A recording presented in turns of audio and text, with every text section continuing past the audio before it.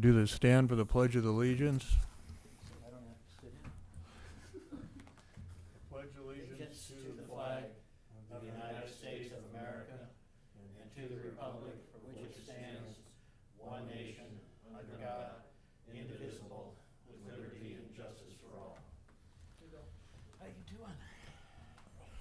Roberta, call the roll. Director Daddy, Present. Director Wyrick, Here. Director Thielke, Here. and Chair Hedges. Here. Thank you. All right, any director announcements? Peter. Negative, nope.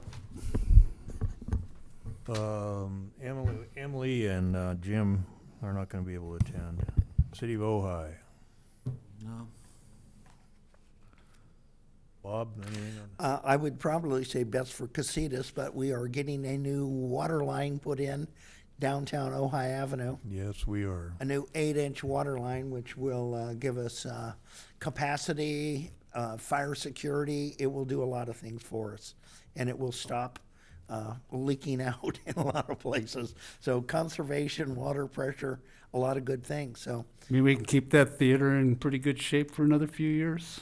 what are they doing? They're pulling out 100-year pipes now, or 90-something year pipes. So I hope this stuff lasts. Yeah, it's going to be a long, difficult project, but hopefully as painless as possible. All right, I don't have anything. General manager comments? None today.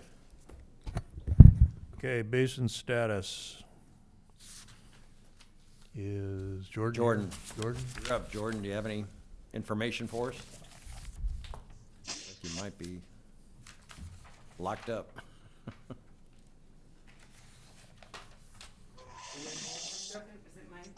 No, I see Trevor moving, so. there's Trevor. There's Yeah. Trevor. Well, why don't we move to public comments, and if Jordan comes back online, then we can All right. ask him to follow All up. right, we're going to take public comments on items that are not on the agenda. Oh, there he is. Does anyone have any comments? Yes, sir. Actually, I have a question. The mayor recommended that we go to stage 5. Who are you again? Oh, I'm sorry. My name's Anson Williams, and I just have a question. The mayor suggested that we go to stage 5.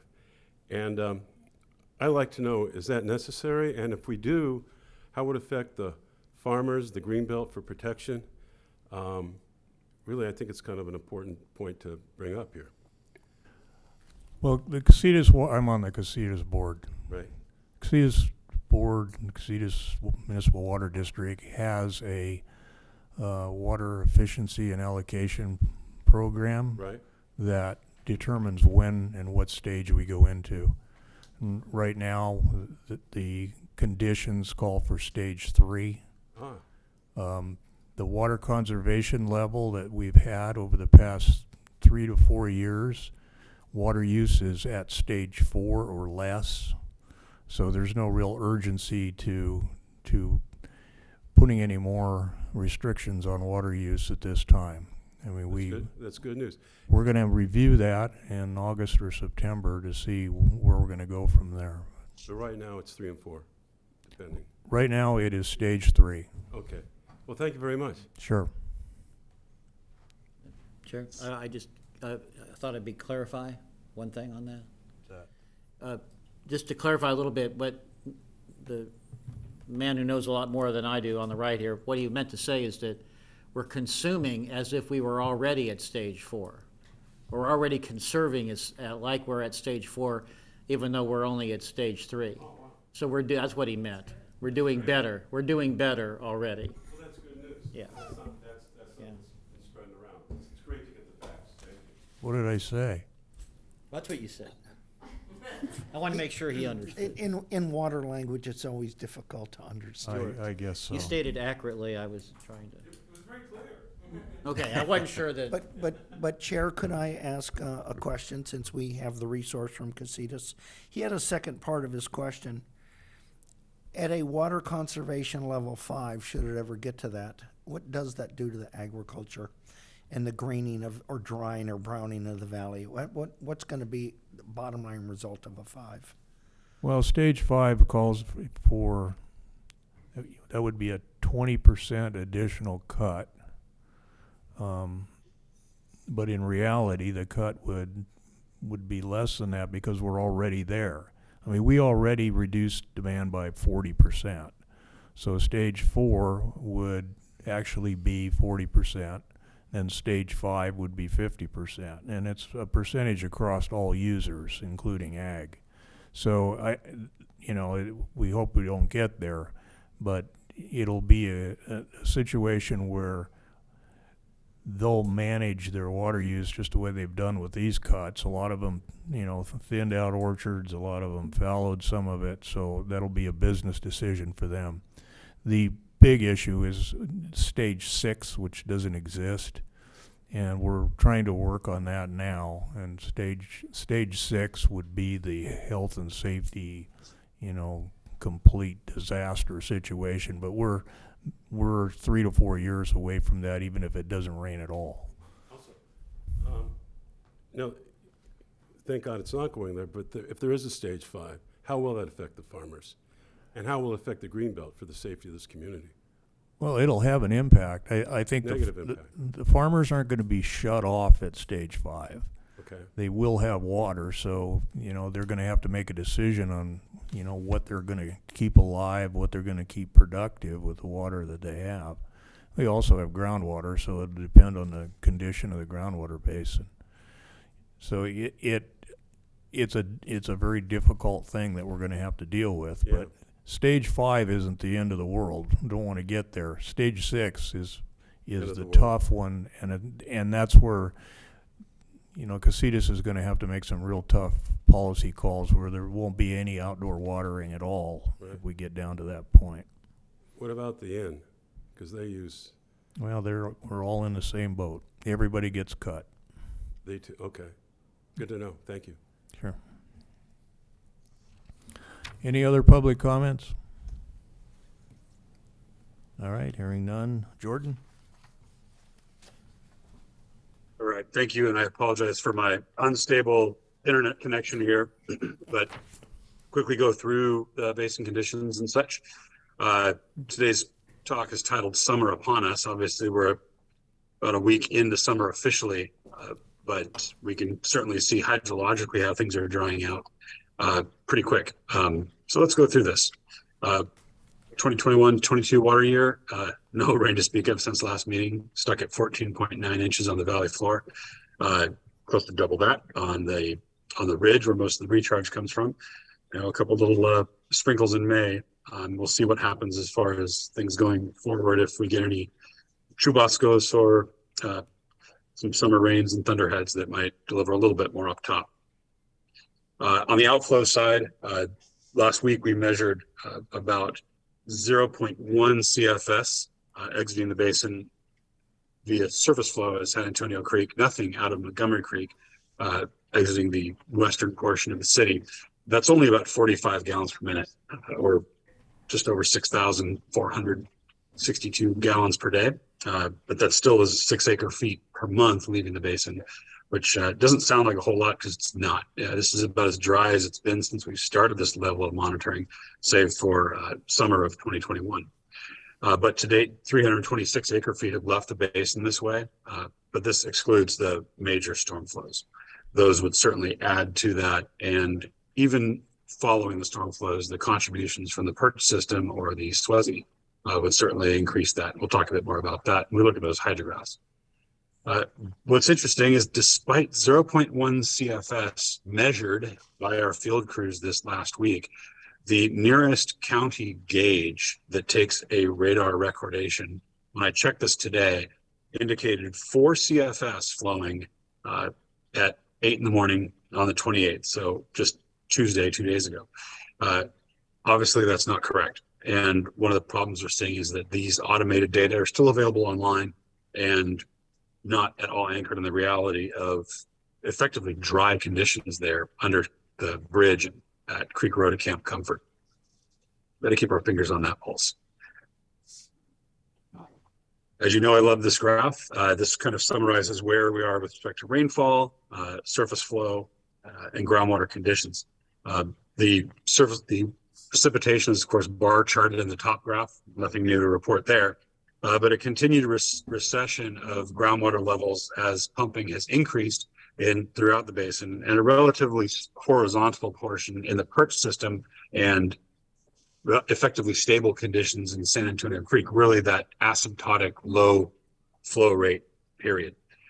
What's interesting about this is that we're really close to some recent precedents, and most notably 2017, I think, is a good example of when we had a similar peak.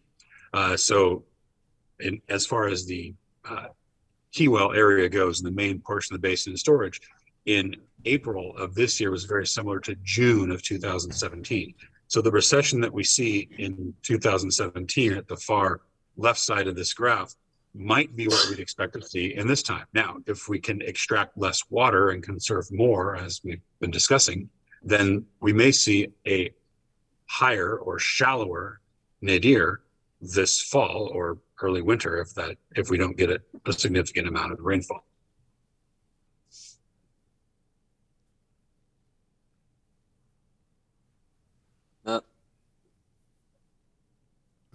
Go back. Please go back Unmuted? to that prior You got it. Yeah, graph. there we go. Sorry. Apologies there. We actually did a measurement manually this past week to corroborate our automated data.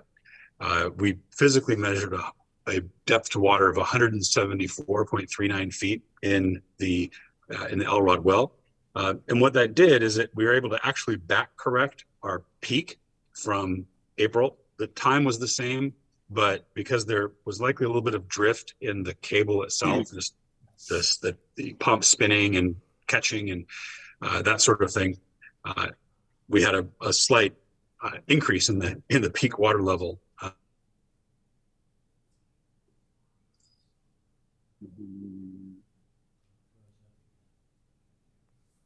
It's okay. It gives me time to calculate. Yeah, it's like, 326,000 gallons times 52,000 is how many? we need to buy him a better internet connection. Yeah, Jordan, you're froze up again. Of course, you probably can't hear that, but. Where do we think he is? I mean, he could be over by the Squab farm, right? By the old O.I. Berry place, and you get in those valleys, pretty tough.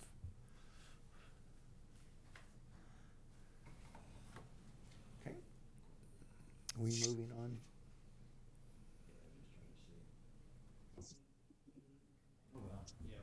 All right, the next item is an update on our GSA, Yeah, Trevor, GSP. put you up. Yeah, I'd be happy to take over. All right, we're back on. If you don't mind, I can just finish this real quick, hopefully while I have some reception. Go ahead. All right, much appreciated. Let me get back to sharing.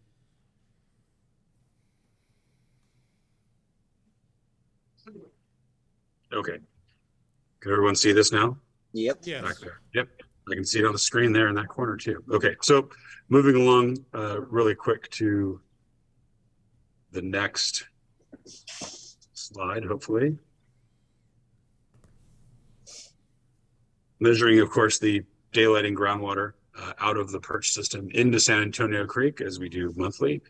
The perch system, leaving that, creates the flow in San Antonio Creek. This is what it looked like last month.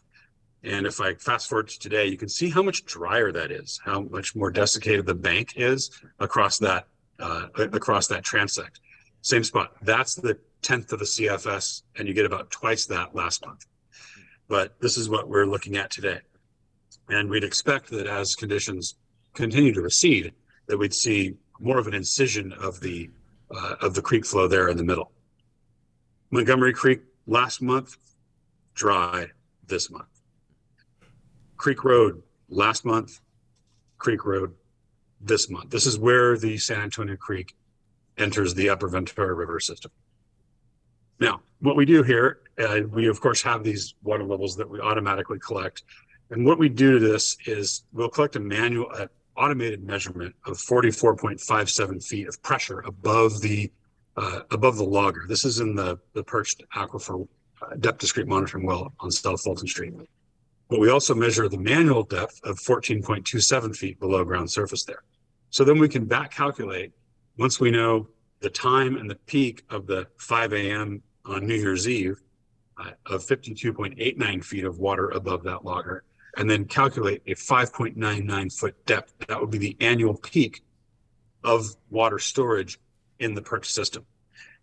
Comparing that to the Elrod well, where we automatically record an amount of water of 121.56 feet above the logger, including atmospheric pressure, but measure a depth to water of 174.39 feet. And of course, this scale is of over several years as opposed to just one, as in the previous chart. But we can calculate that on April 7th, 2022 at 10 a.m., that 133.658 feet, so over close to 12 feet above, was a depth to water of 162.29 feet. And that's what we report as the annual peak. So I wanted to share that with you all as we're going forward, and wanted to make sure that we're ground truthing these and correcting the data as need be in what is ultimately reported under CASGIM. Now, of course, we can take any date within this period and report that as a depth to water, with the caveat that it's either manually collected or automatically collected via the loggers. One other thing I wanted to share before signing out is that I had some communication with Ojai Valley Sanitary District, and they're more than willing to let us equip their monitoring wells in the perch system with data loggers and continue that monitoring. So we'll be working on that. It's effectively an implementation of the GSP.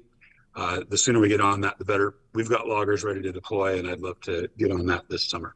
So there's no questions. Hopefully my internet connection is stable enough to take them. Otherwise, there you go. Are there any questions? Real quick, Jordan, how do we handle reporting the discrepancies or the ground truthing on the differences, but that what you mentioned earlier between the gauge that is showing, I think you said 4 CFS when effectively there's none. I know we document that. We've documented it a long time. How do we distribute that information to the relevant agencies with an interest in that? That's a good question. And I think it would be a brief letter or email to the county agency and or state agency that is conducting that monitoring. Just letting them know, hey, we're seeing a different flow here. Let's see if we can correct this and ground truth it. Perhaps John could pen a brief letter on OBGMA letterhead to say, we're noticing this discrepancy. How do you guys ground truth it? And their response may be that those are preliminary data, and then they do some rating shifting later when it's ultimately no longer considered provisional. But I think we should do our due diligence in providing them the information that we have with respect to that discrepancy. I think that'd be a good idea. Yep. Director Wyrick, when I was dealing with LA County and we were measuring Malibu Creek, one of the problems we ran into, and I'm sure this is probably the same thing here, is the county gauges typically are really more for the much higher flows. Right. And so they're not very accurate on the low end. And I suspect that's probably the same case here. Right, and I think everyone acknowledges that, but if agencies are using that data in their modeling, well, that's the problem. That's a problem, and then that it's also relevant to review of our GSP, I would think, that. Well, and the models that are being used for the Ventura River. Right, that's what I'm just thinking. It might be useful to maybe expand the universe of what Jordan is saying, to expand the universe of, just to document whether or not they act on it or not. Just a thought. Yeah. No, I'm happy to help write that letter, John, if you want to have a review of it. Yeah, it'd be helpful, Jordan. Might be worthwhile going back and looking at the historical data and see if there's ever flow goes below 4 CFS, because that's probably their zero. Yeah. Yeah. Chair? Yeah, it is. Chair? Would it be beneficial to physically go out and show a picture where the stream is totally dry and show their reading. And pictures seem to be a little bit better than emails, and just say you're showing, see if you're showing that we're going to go through these 300 and some odd acre feet a year or whatever they're going to show. And they're totally dry. I mean, it's just like concrete down there. Well, Jordan, you're documenting this. We are. And again, this is preliminary data that are presented in a public forum to the web browsers and researchers by the County of Ventura. I believe they've ground truthed this for ultimate publication, but those data are out there can be very misleading, and that's what we want to head off at the pass. All right. Well, one of the purposes of our GSP is to get better data on dry season flows. So,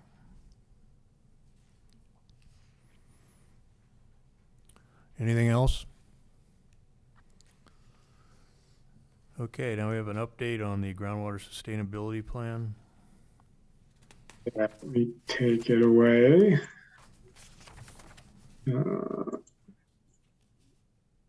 All right, can everyone see my screen and hear me okay? Yes. Okay, perfect. Good afternoon, members of the board. I'm going to give, again, it's just kind of a brief update on what's been done over the past month. And I think really when we get into talking about the projects and management actions, it's going to build on what Jordan has discussed over the last, all of the data he's been collecting over the last few years, and specifically over the last year with the depth discrete monitoring well and the flows that we were just discussing. So I think it builds nicely on the discussion that was just had. And really, the discussion today is going to be broken down into two components. The first is an overview of the comment letters that DUDEC prepared. This would be kind of an action item where we would be asking the board to recommend either revisions or to approve the comment letters, and then we would support the GMA in submitting these comment letters to DWR's Sigma portal, to the GSP portal, so that anyone from the public can access the GMA's response to comments that were submitted on the GSP. So this would be kind of an action item. And the second is just kind of an informational bit of a couple slides that kind of lay the groundwork of where we're going in terms of GSP implementation and what it might look like over the next 5 years in terms of the regulatory deadlines that the GMA needs to consider as they look to implementing the GSP, and the different kind of near-term projects that we identified in the GSP as well. So, and at any time, again, please interrupt me, ask questions, happy to discuss and pause. So first, comment letters. Again, we received, or the GSP received 3 comment letters from, one from NOAA NIMS, one from CDFW, and one from a consortium of NGOs. Those comment letters were primarily focused on how the GSP dealt with interconnected surface waters in the Ojai Basin and GDEs, and how specifically sustainable management criteria were handled. And again, those were identified as data gaps and no specific SMCs were established. So these comment letters primarily highlighted this component. And again, there was reasoning that was justified. It's justified in the GSP why the OBGMA it's appropriate, the approach that we're taking as part of the GSP currently. Then there was also discussion of insufficient characterization of the hydrogeologic conceptual model in the southwestern portion of the basin. And that again is really the influence that the perched aquifer system has on shallow groundwater, and how that then relates to pumping in the deeper portions, how that impacts the perched aquifer and then surface water flows. Again, these three, the points raised in each of these 3 comment letters were addressed specifically in the appendix to the GSP, where we provided detailed response to comments from each of these agencies. So these letters submitted by these 3 agencies rehash some of those points. And so we took a little bit of a different approach in how we prepared response to comments this time around. Kind of the format of the letters that we prepared are really more of a plain language summary of these are what the agencies are critiquing about the GSP, and this is how the GSP has dealt with these specific criteria and why it was justified in the approach that the GSP outlines for basin management. So it's more of a high level, here's a plain language summary. Someone can pick up this response to comment letter, understand what was being conveyed by the comment letter itself, and then how the GSP addresses these issues in the actual outline for how the basin is going to be managed. And then following these kind of plain language summaries, we do also include those detailed responses that are very similar to what was provided as an appendix to the GSP when the initial comment letters were received by the GMA. So kind of what we're asking for now is for the board's input on these letters that were included in the board packet, whether you would recommend any revisions or move to approve these letters that we would then upload to DWR to be standalone documents on the Sigma portal. Now I'm going to pause here for a minute and solicit the board's input. All right. Any of the members of the board have comments on these letters? I do. As I read all three, it's almost as though that's just my own personal comments having read this. There's a disbelief on their part. It appears that they've come to a conclusion and they're trying to support their conclusion rather than look at the information that says, hey folks, we've done all this work, we've spent all this time, we've spent all this money, and our conclusion is certain things. Now, I know in letters that we're saying that, we didn't test for certain things, we didn't research for certain things. I think the letters adequately answer some of the questions. I think some of the questions are really not questions, they're statements where they have a predetermined or predisposition idea. And the one thing that I didn't see is that, and I don't know how long we have, but it was the fact that we didn't either use or test or explore certain items that we would need to get back on. Do we have any time frame? You know which of those I'm specifically speaking about, right? Where it says, here's the flow, and you said, well, we didn't test for that, or we didn't have that data, or we don't have that data at this time. Is this kind of open-ended where we can add that back at any time? Or is that something we need to start on now to fill in that data where we said we didn't use or have that data to finish this? That's something we need to do now? So if I'm understanding correctly, it's kind of our response is that the way that we approach some of these components that have data gaps is that we're recommending additional data acquisition. And I think part of the complicated part of describing the basin as a whole, and specifically how surface water and groundwater may interact, is that we really only get a picture of that as we start to collect long time series of data. So how the basin responds over multiple seasons, how these different components interact over multiple seasons and different water year types, to really start to get an adequate picture of what's specifically, I believe you're referring to the interconnected surface water component. Right. What is ultimately in the GSP, we need to be able to describe what's the relationship between pumping and surface water flows. And that's not a question we'll be able to answer immediately. Even if we went out and installed a new well today in a very specific location, we need a relatively long record of measurement to really start to tease out what the influence of pumping might be. and if groundwater and surface water are actually connected in these different portions of the basin. Okay, and to be specific, Yeah. the language says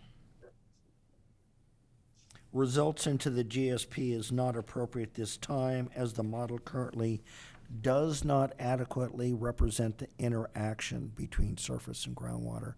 And Yeah. I'm just wondering, are we gonna be pressed on that, or can we just say, as you're saying that, hey, we're gonna need 5, 10, 15, 20 years to get this done? It's not something we can do this year, next year, the year after, and actually be accurate and make it relevant.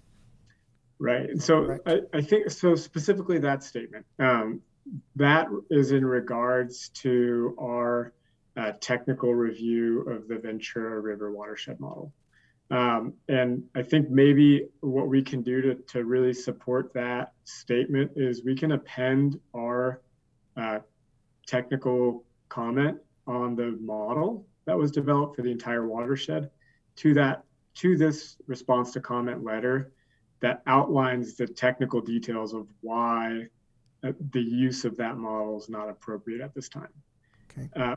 Whether or not that model is revised, I think one of the big things that we highlighted was in that model, and in the current model for the Ojai Basin, there's the perched aquifer is not represented.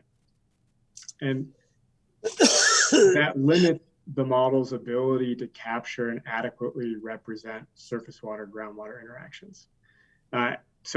And again, I think that the discussion we just had about county streamflow data versus actual measured streamflow data, the discrepancies there, and what the model's really designed to capture is something that's also a big question as to whether or not that type of tool can be integrated into the GSP. So I think what's appropriate is the approach we've taken to say, hey, this is a data gap, but we're not ignoring it. We have projects that are outlined in the GSP that are specifically tailored to address this question. And I think what the agency's done through the installation of the depth discrete monitoring well in the southwestern part of the basin, and Jordan's ongoing work with collecting, daylighting stream flows and instantaneous flows really helps support a long-term understanding of how surface water and groundwater interact. And will the monitoring of the sanitary districts well also provide extra data that'll support what we're trying to say? Yeah, absolutely. The more data that we can collect for that perch system, I think the better we can characterize that. Really, it would be in the 5-year update, as we can come back during the 5-year update for the GSP, present all this additional data that's been collected since the middle of the GSP, and start to answer these questions about how it would be how it would be most appropriate to define sustainable management criteria for interconnected surface waters and GDEs. Thank you. Anyone else? Yeah, I think it's important to note that really the fundamental part of the GSP is gathering the data and doing the analysis that need to be done as we get, a longer trend in these various data sets. If we had all these answers, we wouldn't have to do a GSP. So, I make one more comment, please. But I think it's important to note that one of the issues is that some of these agencies want us to use a model in lieu of the model that's been developed by DUDEC that's already less of a fit to the data to date than the model that we've been, in other words, they're arguing, once you use this other model, the data to date is already showing is less predictive than the model that DUDEC has created for the GSP. So I think that's just important to note that clearly. yeah, and it is being noted by other parties. Their models being heavily criticized. So,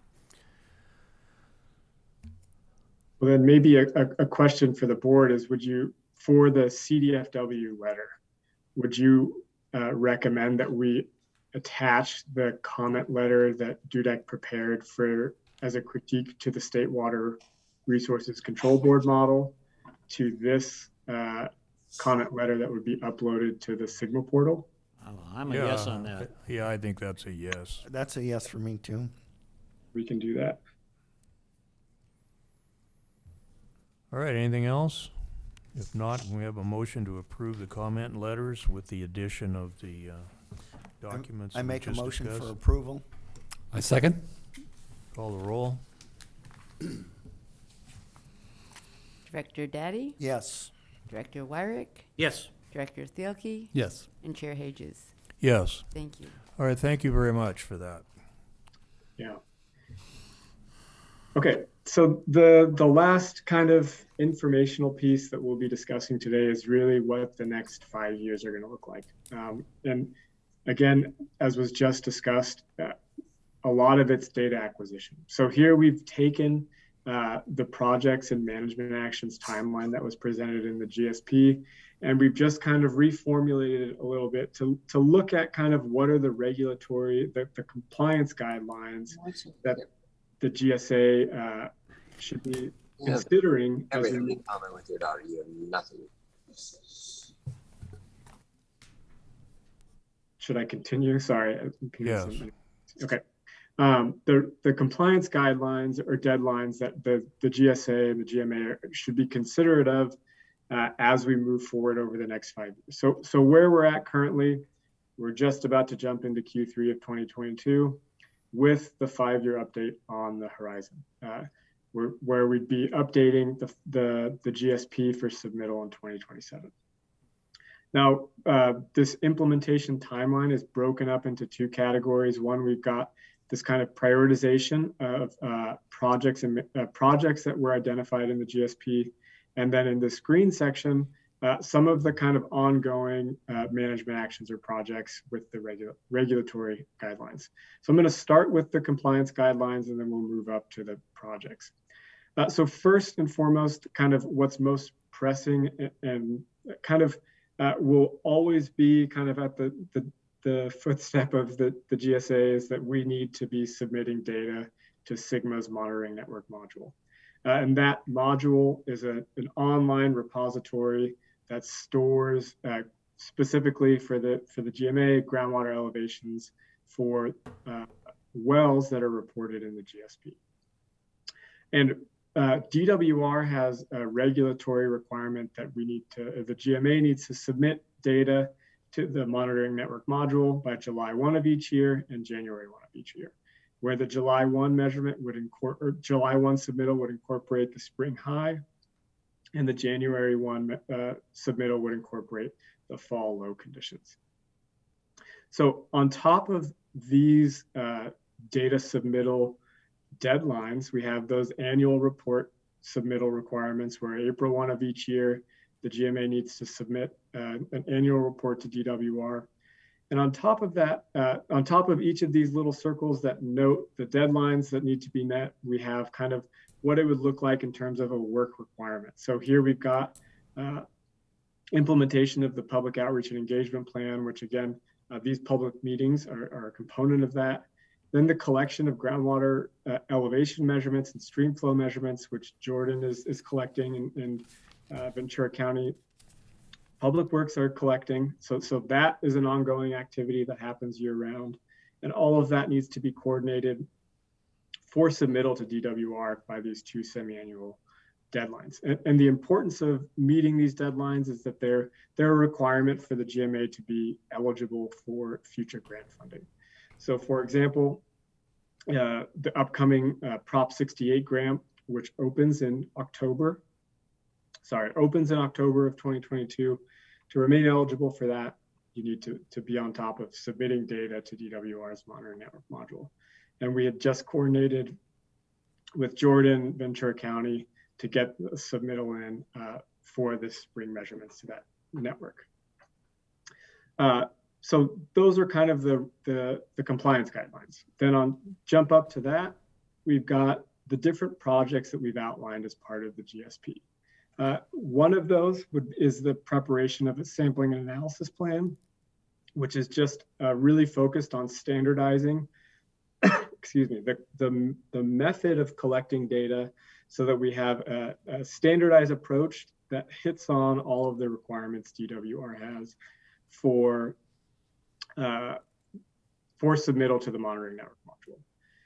And then on top of that would be the data management system. So this kind of builds on actually what was discussed as part of Jordan's talk of how we might track what the actual flows leaving the basin are compared to what the county's presenting. This would be an online repository where that data could be stored. It doesn't have to just be groundwater elevation measurements. It could also be those instantaneous flow measurements that are publicly available and accessible through the OBGMA's website. And then also on the agenda would be the updated groundwater extraction metering program. And one of the more long-term projects that kind of, again, builds on what the comment letters are discussing is the preparation of a GDE assessment, or groundwater dependent ecosystem assessment. And this, again, is outlined in the GSP.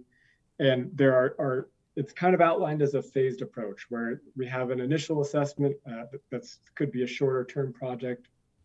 But then again, we'd like to be monitoring the long-term trends of these different habitats that are mapped within the basin to really determine the influence that groundwater usage has on those habitat health.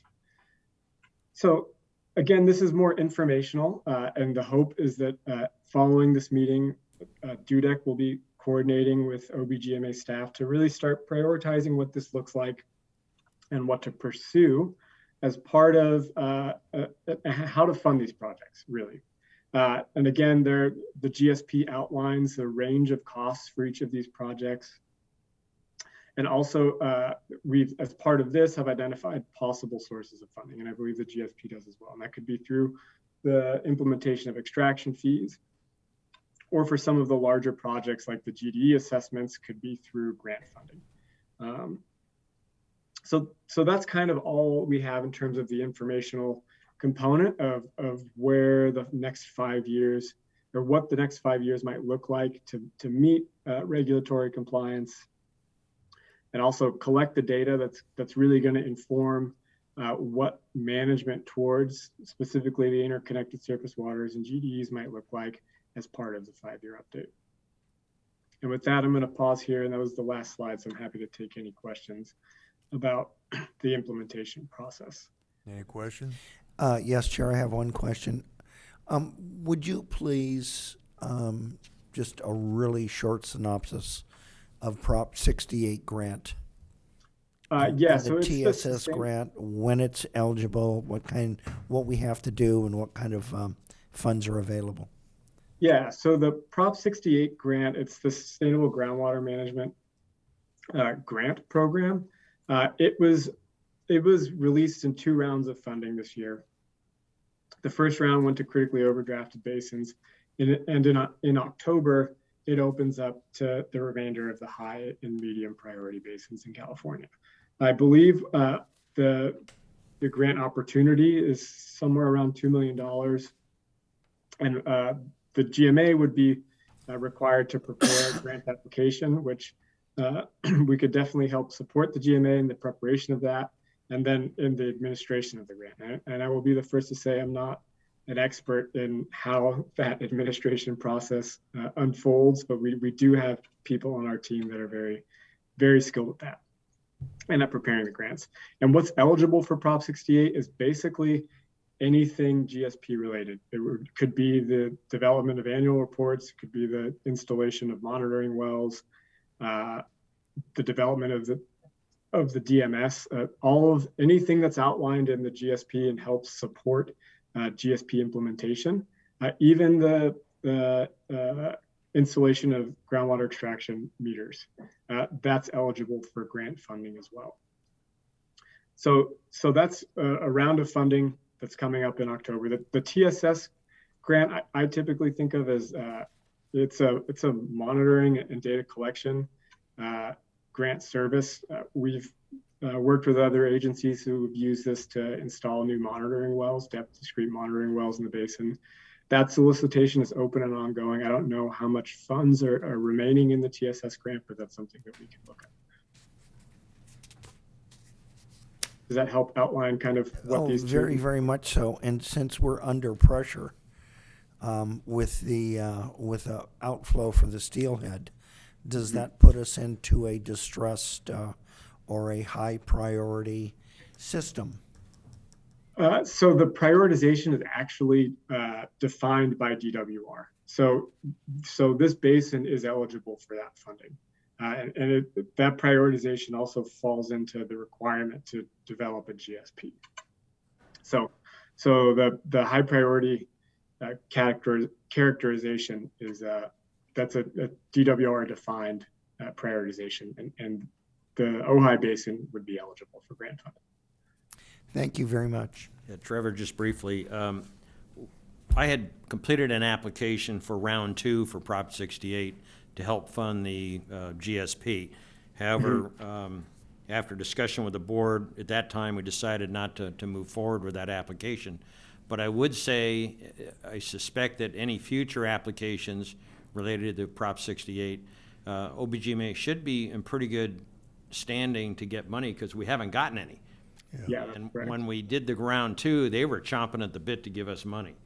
And so, because we hadn't taken any money in round 1, so I think we should consider these types of opportunities for future. Certainly, we're going to have money on hand to spend and then get reimbursed. That's how the process works. But I think this will give us a good opportunity to move forward in getting some of this work done that needs to get done over the next few years. Yeah, I'd like to know the next meeting what actions we have to take to move forward with that, if we're gonna contract with DUDAC or how we're gonna do it, so that we're not waiting to the last minute to start the process. Thank you, Trevor. Yeah, absolutely. And we can work with John, coordinate with John after this to make sure that we can inform what that process might look like to pursue these funds. All right. Any other questions? Was that all you had, Trevor? Yeah, that's it. All right. Thank you very much. Thank you, guys. We still need an action to approve the letter. Oh, you did, never We mind. did I'm that. sorry. I got it. Okay, the next item is our metering. Yeah, I won't spend a lot of time on this. In fact, some of the numbers have already been revised and updated. Roberta did some work on the spreadsheets. We have 168 wells, not 171, and that was primarily just because they counted cells wrong in the spreadsheet. It appears we have 120, this is all based on 2021 information. We have 124 wells metered, 47 that are not. And then we've got one that we don't have a designation for, so we're not sure whether it's not metered or whatever. But I think what I tried to accomplish with this memorandum was a couple things. One, after thinking back through this and talking about delinquencies and all that, I think we've got higher priorities to move forward than just worrying about delinquencies. Right. And so what I wanted to do, and Peter Candy's memo also pointed out to this, I wanted to document what OBGMA has done for metering. And quite frankly, the agency's had metering requirements in place since 1991. So this is nothing new. And the other side of it is I didn't want somebody to come in and say, well, Cigna says we don't have to have a meter, but Peter indicated, and through our past ordinances and current ordinances, we can require meters, irrespective of how much extraction goes on. We have the fees. I'm not going to get into that, but the board passed a number of fees. I think what I'd like to recommend at this point is we need to identify the wells and verify those wells that have metering and don't have metering. I mean, initially I would start with the wells that we don't have a record for metering, and talk about preparing a letter, getting it out to the well owners, requesting access. If there's a meter, get a picture, all that kind of information, and try and get our database updated, because it's sorely needing a lot more work than we put into it. And I think there's probably some of these wells that have been metered, but we just never got the information. So, and I'm sure there's a number of them. If you go back through my memorandum, there were a number of wells that came along at a time when the board said, oh, you don't have to put a meter in for 3 years. And there was no follow-up, so I'm sure no meter ever got installed at this point. I don't know the exact cost, and I think most of these wells we're talking about are small producers. So you're talking maybe a 1-inch meter. I can't imagine it's gonna cost more than $500 to put that meter in. So we're not talking about thousands of dollars. So my first look is, let's get this letter prepared. I'd like to bring it back to the board, get your feedback and how you wanna, what information you wanna make sure you get out to the well owners. And then we'll identify a process to go out and start looking at inspecting and looking at wells and see what it's gonna take to get this done. This isn't gonna happen overnight, but certainly, it's never gonna happen unless we do something, so. It's been 31 years. Yeah. And waiting, so. The other thing I talked to John about, I believe Ventura County has a well destruction regulation. So if a well is not actively used and not reported, there was a requirement to have it destroyed to the standards the counties adopted. So that might be part of the letter, that if you don't report and you don't actively use that well, it is required that it to be destroyed, and we can report it to the county if we have to. I know from comments from CC Vandermeer in the past, she has told me there's some wells that are not being used and they're inactive, they've never been destroyed.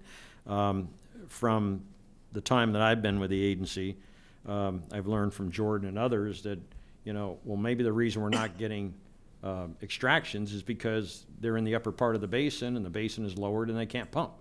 Those are all the kind of things that we need to clarify as part of our ongoing database, because if somebody sends an extraction statement, it needs to be clear that they said, well, instead of just putting a 0, they need to put no pumping. We can't pump. Those kind of information. So And there's a lot of those are old. Yeah. I know 2 people that have, the property has a record of a well and they can't find them. So it's been so long that, and the properties have changed hands. So, Get the wand out. yeah. yeah, and quite It's frankly, a pretty common problem, actually. I think a lot of these that don't have a meter, they're pretty small extractors, so I think my initial focus would be focus on any extractor that's got no meter, but at least has some reasonable amount of extraction out of the basin, and then work down through the smaller amounts over time. So, but we'll come back to you next month with a plan and some ideas and get your feedback. And John, reading past OBGMA minutes and notes, there was a discussion in there about the health department's authority on non-closed and abandoned wells. Mm-hmm. And how the OBGMA said, well, we can't do this and we can't do that. We can have the Ventura Health Department come and inspect and make sure that certain things are done. So I'm not sure which department in the county about that, but I think it's going to be pretty important where people haven't abandoned well. They're not able to extract. And if the water table gets up high enough again, they'd like to start using that. And so I certainly don't want to cause somebody some harm and, make these things shut down or do something crazy when they're truly not abandoned. No. They're just unable to access them at this time. Yeah. We need a little asterisk for unable to access because of water or something. Yeah. And in those kind of wells, maybe we don't force the issue of a meter until they get ready to activate the well. And But they need to report at least, and we do have fees associated with reporting and recording. right. And when we monitor the level, if they need that level to be at 125 feet before they can access it, we know that who's not doing anything wrong. Again, I don't want to make this punitive, but I am concerned that we've had these rules on the books, and we have a third of the people, 35% of the people don't have meters. I don't know if it'd be worth it, but I'd like to talk to Jordan about it, but maybe in these cases where these wells are just not being used, there's no equipment or anything, maybe there's an opportunity for level monitoring, and we could form a partnership with the property owner is, hey, you know, we know you're not using it, but can we monitor the levels in those wells? Yeah. It's just more data that we can collect, and hopefully it would give us some information that may help us guiding our future through the basin. No, that would be a good idea, but I suspect there's a lot of them that they're just been abandoned. Yeah. I mean, some of those are really old, and again, property's changed hands several times, so. Are these wells that we have a record of, are they eligible to pay a wellhead fee even though they're not being used? Well, if it's a record, I think, as I recall, when the board adopted the wellhead fee, that was the concept. So if they're not abandoned or closed. They're not abandoned or Not- closed, then Should pay a wellhead. we are maintaining a history of this record in the database. They're supposed to report extractions or no extraction. Yeah, well, that would be a good, Carrot. introduction, that they may owe wellhead fees. Yeah. And just speaking to that, Peter, do we have the authority, does the board have the authority to raise the wellhead fee, or do we have to go to the legislature like with the? No, the board, can you hear me okay? Yes, Yeah, the board has the authority to raise the wellhead fee. There's no statutorily imposed limit on imposing a wellhead fee or the amount of the wellhead fee. So that was something the agency did as part of its own authority, and there's no limit on how far that can go. all right, thank you. That's all I have. I don't need any action, but we certainly need to bring back Gonna come back. a recommendation to you as far as moving forward. Yeah, and I would suggest that we're gonna have to do something with our rates in order to pay for all this GSP. And I'd really like to look at that balance between wellhead fees and extraction rates. You know, there's a lot of overhead here that isn't based on volume, so. Well, and if we continue to work with Dudek or whatever consultant that may be, you know, we're gonna have some costs. Yeah. Well, I just noticed 47, you said around 260 a year for the wellhead fee? It's $65 a Per quarter. quarter or 260 a year? Yeah, So let's say 40 or so that should be paying that aren't, times just $200. I mean, that's over 10,000 a year Yeah, right there. yeah. yeah. So, And that's a good it's a pretty good incentive for someone to, you know, try to resolve it if they're not using it.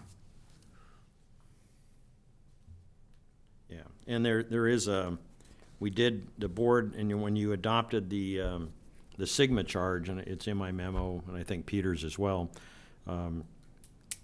we're not supposed to be charging those well owners that use 2 acre-feet or less.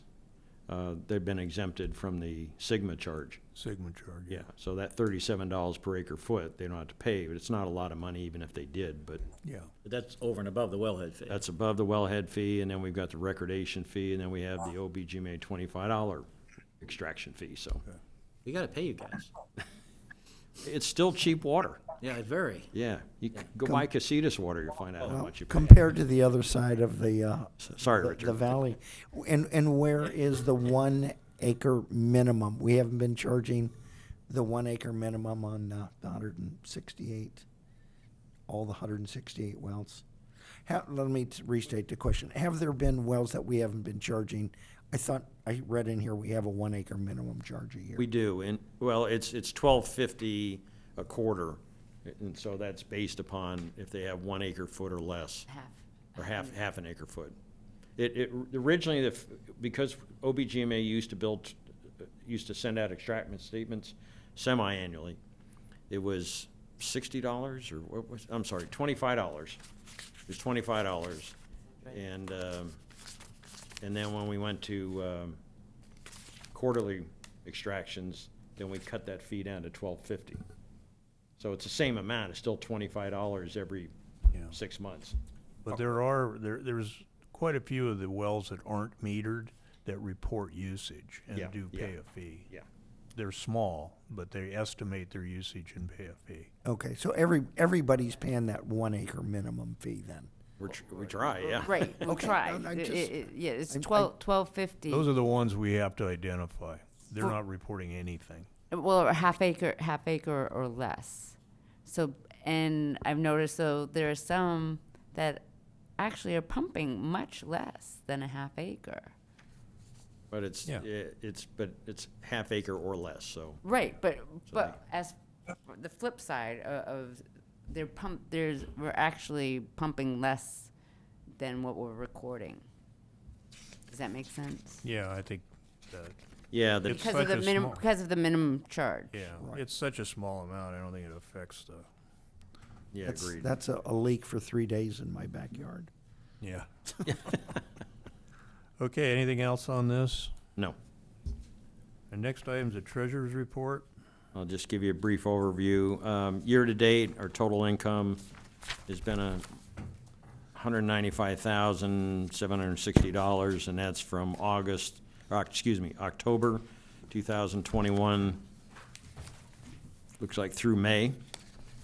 Our total expenses have been $97,600. In May, we had expenses of $28,201. 20,000 of that, almost 21,000 went to Dudek for their services. We had a beginning cash balance of $48,962. We had outflows of $28,201. We had inflows of $14,397. So currently we have a cash balance of $35,957. So that's as of the end of May. So it doesn't include June. And I think the only thing I wanted to mention was in the extraction report. I thought it was kind of interesting. In 2021, for the water year, October 2020 through September 2021, we received reported extractions of about 4,500 acre feet. In the first quarter, October 2020, it's actually October, November, and December, it was 1,360 acre feet. For the first quarter of this year, is 741. And then the January, February, March of 2021 versus 2022, it was 754 acre feet versus 728. So I don't know if people are cutting back or it's a function of people's wells going dry or it's both. But there certainly appears to be lower usage being reported. Yeah, the basin's lower, so some Yeah. of those wells. I don't know if we've seen any, I'd check and see if we've seen any changes in Casitas's supplemental supplies to some of these. Yeah, and in the water year 2021, we received $302,000 in revenue for that year. And this year, we're at $107,928 for the first 2 quarters. So, We're way down. Yeah, yeah. Yeah, well, that's the We do. problem. That's the problem with the water business. We tell people to conserve and you don't get the revenue. And they do? yeah. Please buy less of our product. Yeah, Yeah. exactly.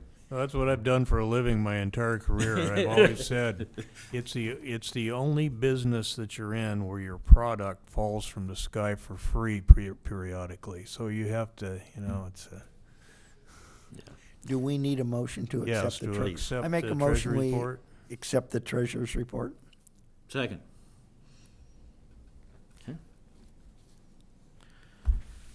Director Daddy, Yes. Director Wyrick, Yes. Director Tilkey, Yes. and Chair Hages. Yes. Thank you. All right, if there's no other business, we're adjourned at 4:08.